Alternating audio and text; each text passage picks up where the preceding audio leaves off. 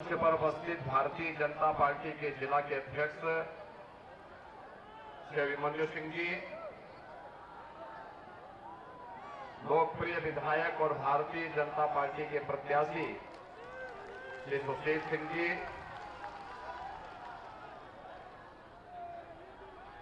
विधान परिषद के सदस्य ठाकुर जयवीर सिंह जी, कन्नौज से भारतीय जनता पार्टी के प्रत्याशी और जिन्होंने अभी भारतीय पुलिस सेवा से जनता जनार्दन की सेवा के लिए दलितों, वंचितों और समाज के उपेक्षित तबके की सेवा के लिए पुलिस सेवा से इस्तीफा देने के बाद भारतीय जनता पार्टी ज्वाइन किया और भारतीय जनता पार्टी के प्रत्याशी हैं ऐसे से हसीम अरूर जी, भारतीय जनता पार्टी की राष्ट्रीय महिला मोर्चा की राष्ट्रीय उपाध्यक्ष श्रीमती दर्शना सिंह जी, आशुतोष जी, हरिवंश उपाध्याय जी, हृदय तिवारी जी, सुजीत जायसवाल जी, परमानंद सिंह जी, अरविंद विंद जी, ब्लॉक प्रमुख श्री अजय सिंह जी, महेंद्र सिंह जी, अवधेश सिंह जी, सत्यवान मौर्य जी, राजेश तिवारी जी और जिला प्रभारी श्रीमती नीना चौधरी जी और उपस्थित सभी भाइयों बहनों, आज मुझे एक बार फिर से चंदौली की धरती पर आने का सौभाग्य प्राप्त हुआ है। भाइयों बहनों, मैं पिछले दिनों मेडिकल कॉलेज के शिलान्यास के लिए यहां आया था। बाबा कीनाराम की इस पावन धरा पर विकास के अनेक कार्यक्रमों के साथ ही सुंदरीकरण की तमाम परियोजनाओं को आगे बढ़ाने के लिए भी मैं उस समय यहां आया था और साथ ही साथ मेडिकल कॉलेज को भी हम लोगों ने बाबा कीनाराम के नाम पर ही समर्पित किया। मैं एक बार फिर अग्रेश्वर बाबा कीनाराम के चरणों में नमन करते हुए आप सभी का अभिनंदन करता हूं। भाइयों बहनों,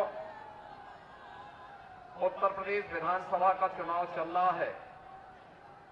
6 चरणों के चुनाव संपन्न हो चुके हैं और 7वें चरण में 7 मार्च को आप सबको मतदान करना है। भाइयों बहनों, 6 चरणों के चुनाव रुझाने बताते हैं कि भारतीय जनता पार्टी का जो स्कोर है वह 350 क्रॉस कर चुका है और 10 मार्च को जब चुनाव परिणाम आएंगे तो भाइयों बहनों 10 मार्च के चुनाव परिणाम के बाद आप देखना कि पूरे प्रदेश के अंदर केवल भारतीय जनता पार्टी ही दिखाई देगी और इस भय से सपा बसपा के तो बहुत सारे नेताओं ने अभी से अपनी बुकिंग करनी शुरू कर दी विदेश भागने की। यानी भारतीय जनता पार्टी सरकार आने की पुनः आहट से ही चुनाव प्रक्रिया प्रारंभ होने के बाद जो पेशेवर अपराधी बिलों के बाहर निकल करके अव्यवस्था फैलाने के लिए आए थे, एक बार अब उनको एहसास हो गया कि अब उनकी दाल गलने वाली नहीं है और वे लोग अभी से भागने के लिए अपनी तैयारी करना प्रारंभ भी कर दिए हैं। मैं आज आपके बीच आया हूं भाइयों बहनों, भारतीय जनता पार्टी ने दंगा मुक्त, भय मुक्त प्रदेश देने की वकालत की थी और आश्वासन दिया था। हमने उसको पूरा किया। भारतीय जनता पार्टी ने एक जनपद एक मेडिकल कॉलेज की बात कही थी, हमने इस वायदे को ही पूरा किया।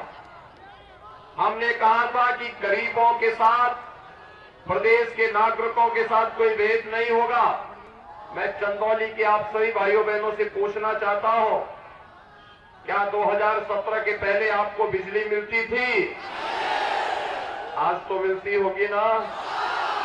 आ रही है? दोनों हाथ ला करके बोलने में कोई संकोच नहीं है। मिल रही है तो बोलिए, नहीं मिल रही तो भी बोलिए। बिजली मिल रही है, संतुष्ट हैं? आज तो बिजली की कोई जाति और मजहब नहीं है ना।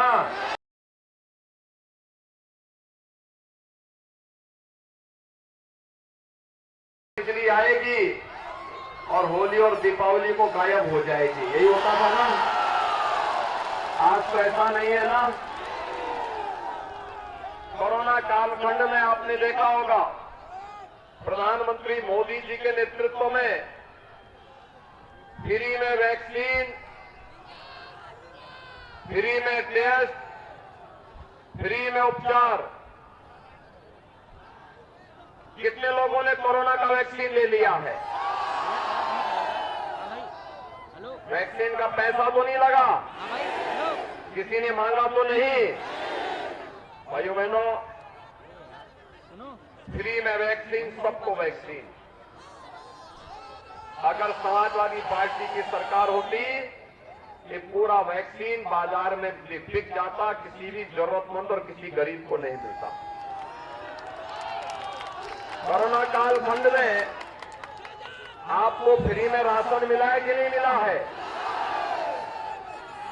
महीने में 2 बार दाल, तेल, नमक भी है कि नहीं है? और ब्लैक तो नहीं हो जा रहा है?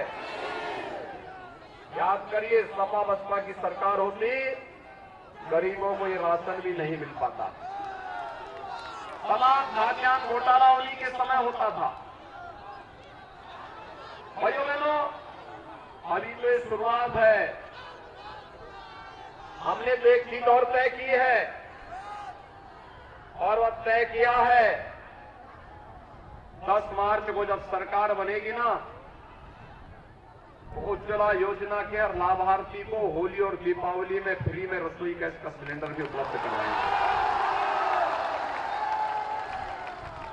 कॉलेज जाने वाली हर बेटी को, जो मेधावी होगी, उसे फ्री में स्कूटी भी उपलब्ध करवाएंगे। गरीब कन्याओं की शादी के लिए 2017 में हम लोगों ने मुख्यमंत्री सामूहिक विवाह योजना चलाई थी। कन्यादान में अनुदान की राशि हमने 35,000 तय की थी, जिसको बढ़ा करके 51,000 किया गया। और आज मैं आपको कहने के लिए आया हूं कि इसके अंदर की शादी का अनुदान रुपया करेंगे 1 लाख।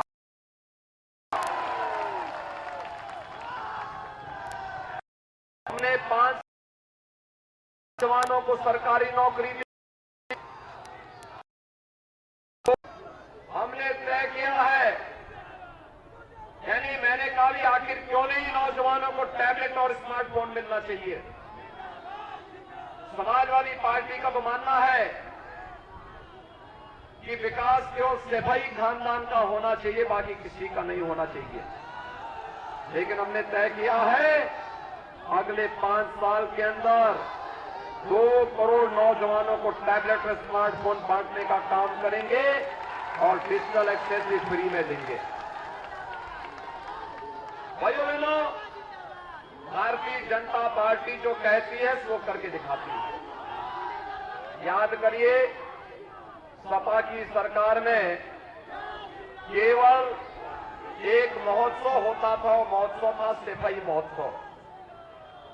सिपाही महोत्सव में न राग था, न रंग था, न भाव थी, न भाषा था।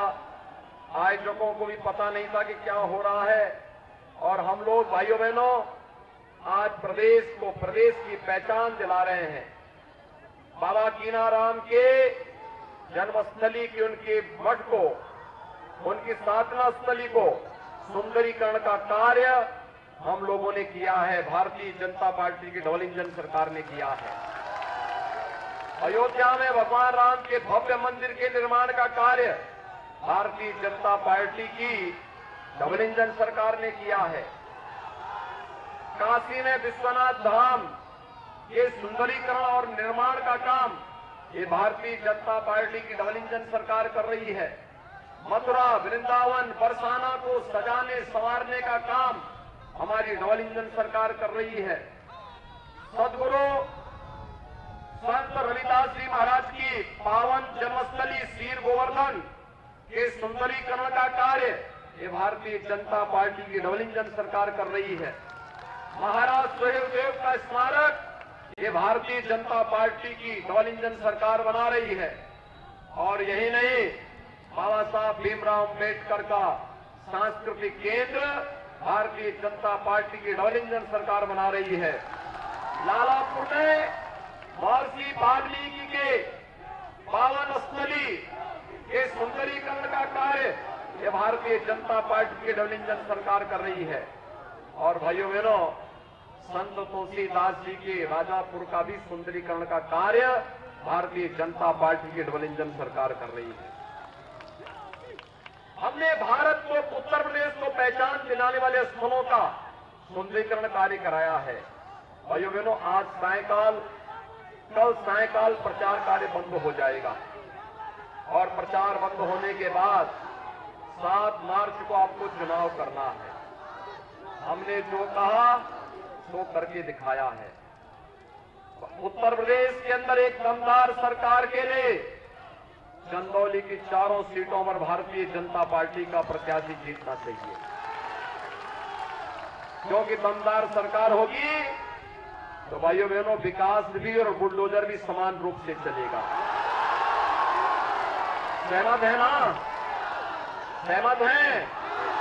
देखो, बुलडोजर की ताकत क्या होती है। मऊ के अंदर यादवों की हत्या करने वाला दंगा करवा करके यादवों को, खटकों को, हरिजनों को, राजभरों को, व्यापारियों के घरों में आग लगाने वाला माफिया सत्ता के संरक्षण में किस प्रकार से दंगा फसाद मऊ के अंदर करता था, उस समय समाजवादी पार्टी की सरकार की उस माफिया के सामने पूरी तरह रेंगती थी, नतमस्तक थी।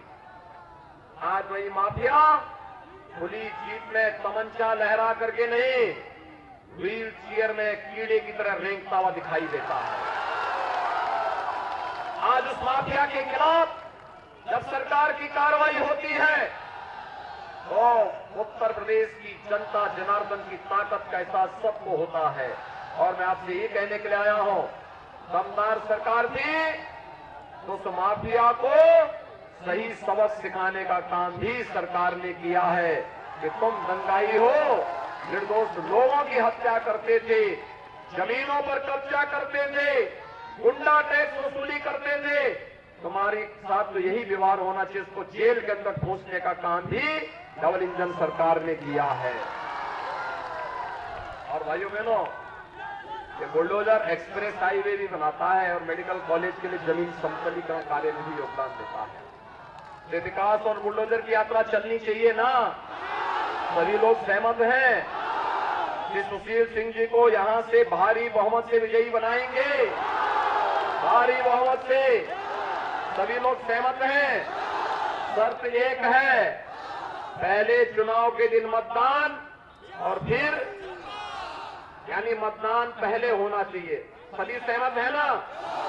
तो भाइयों बहनों, मैं यहीं से अपील करूंगा कि शायद राजा से श्री सुशील सिंह को, चकिया से कैलाश राजभर, कैलाश खरवार को, सकल डिया से सूर्यमुनि तिवारी को, मुगल सराय से रमेश जायसवाल को आप चुनाव जिता करके भेजेंगे। दोनों हाथ ला करके मेरे साथ बोलेंगे, भारत माता की, भारत माता की, भारत माता की।